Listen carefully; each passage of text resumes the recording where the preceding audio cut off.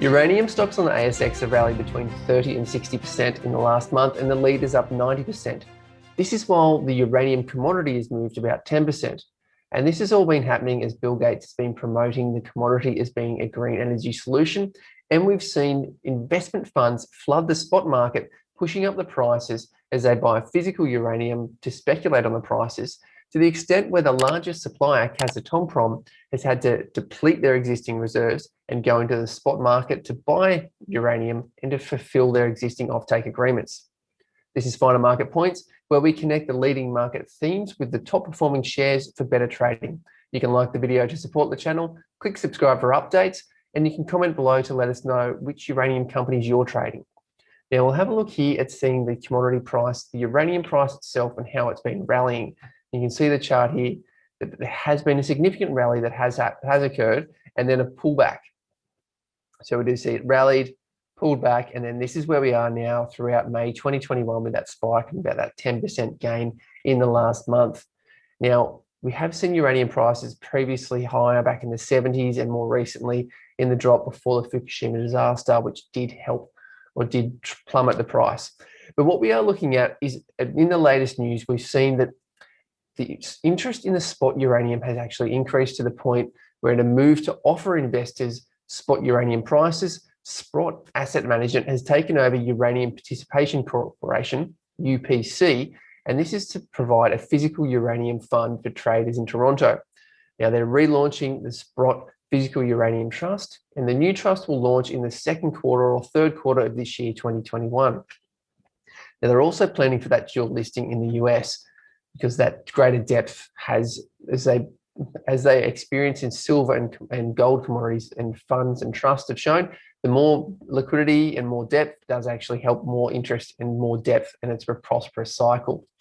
Now, UPC was the first investment vehicle worldwide to offer exposure to the spot uranium price.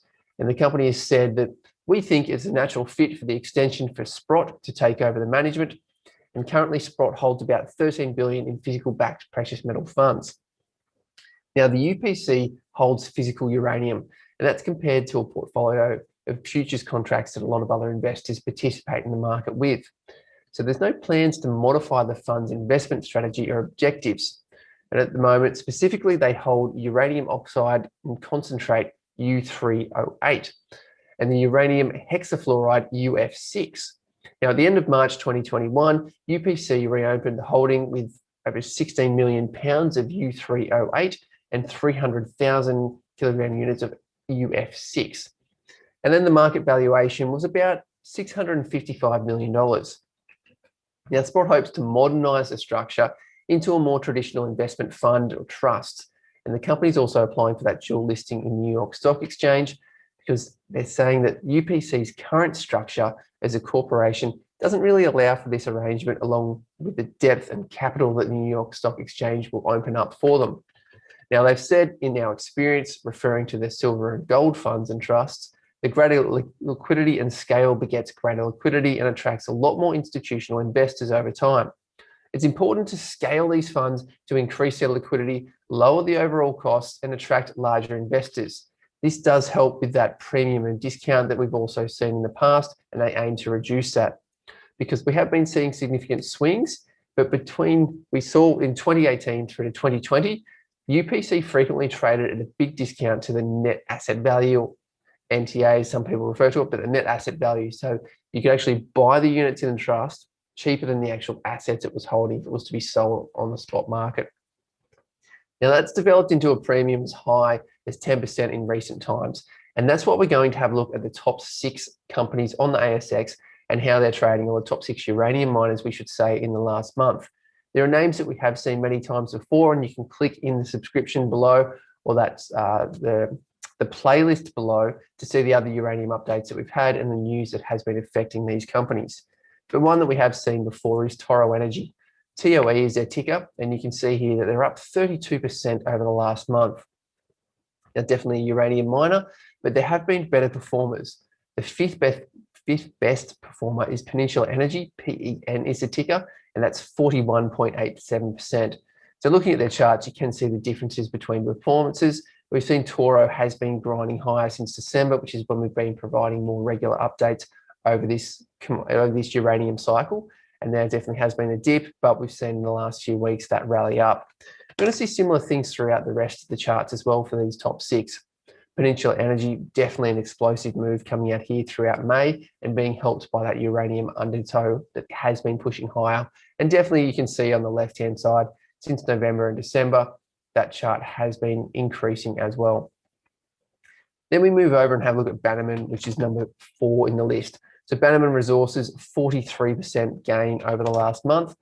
BMN, definitely a uranium miner that we do know. And again, that pattern's been showing. You can see that support from December, the rally in the share price, and then coming up to consolidation. But then that latest flick up throughout the late April and early May, we have seen that movement. Now, if we go back and have a look and see what these charts look like, you do see that comparison here. So we did see that movement in November, so December coming up late 2020, but then it did drop off. What we're seeing here with these ASX listed companies is they haven't dropped off as much as we did see that commodity, the commodity itself. Now, number 3 is Lotus. So Lotus Resources, 47% gain for the month, and their chart's looking quite promising as well. So they had strong initial results from their ore sorting test work, and that did show in their spike that we can see on the far right-hand side of this chart. When we come up and see number 2 for the month is Toro Energy, a company that we have looked at before. You're seeing a move here of 79.49%, a very solid gain and an explosive movement from sub 15 cents to north of 30 cents and trading up over that yesterday and the last couple of days. Now, what we see is they're exploring for uranium in Namibia and their tenements. The company has in-house beneficiation processes for uranium called Upgrade or Upgrade TM. That's their trademark, and it's developed in collaboration with Australia's CSIRO to process low-volume, high-grade concentrate. But the top performer that we do see is Alligator Energy. AGE is their ticker, 92.95%. So we do see a strong move from a low base here, 15 cents, Marineka. But then when we go to Alligator, we are looking at this Northern Territory miner is having huge movements, 1.5 cents up to 4, 4.5 in the last couple of trading days. Now, they have high-grade uranium deposits in the Alligator Rivers Uranium Province. That's up in Northern Territory. The province hosts several world-class high-grade uranium deposits, including the Ranger number 1 and number 3 deposits, which have to date produced over 300 million pounds of U3O8 for export in the Jabiluka project, which is one of the world's largest uranium deposits, and having a resource of 300 million pounds U3O8 at grades of 0.5 U3O8. Now, what we have seen, the news coming from Alligator in the last month, SRZ sold a non-core explorational license to Alligator. That's adjacent to their Samphire project. See if we can get a picture up to see what the operations look like up there. So you can see on their website, they do have a decent picture describing what the operations look like and showing. The other news that they have had is the electromagnetic survey that commenced in Big Lake. And they've also partnered with the North American company Global Uranium Group, Traxys. And this is to advance their project to provide uranium marketing services, and that's for their future uranium production, their long-term offtake contracting, the project development and financing, as well as acquisition opportunities that we're seeing from SRZ as well. So that explosive movement on the chart is very strong. We do see rising volume. You can see down here with the green bars as that's moving. So definitely more interest coming in as we're seeing the trust in the US come to market and getting us more easier access to spot uranium prices. I know personally I wouldn't be holding it at home, but that is a great trust that many Australians know through the gold ETF. So a similar structure there, but obviously a different commodity and being listed overseas. They're the top 6 uranium miners on the ASX. You can like the video to support the channel, click subscribe and comment below to let us know which uranium miners you're trading.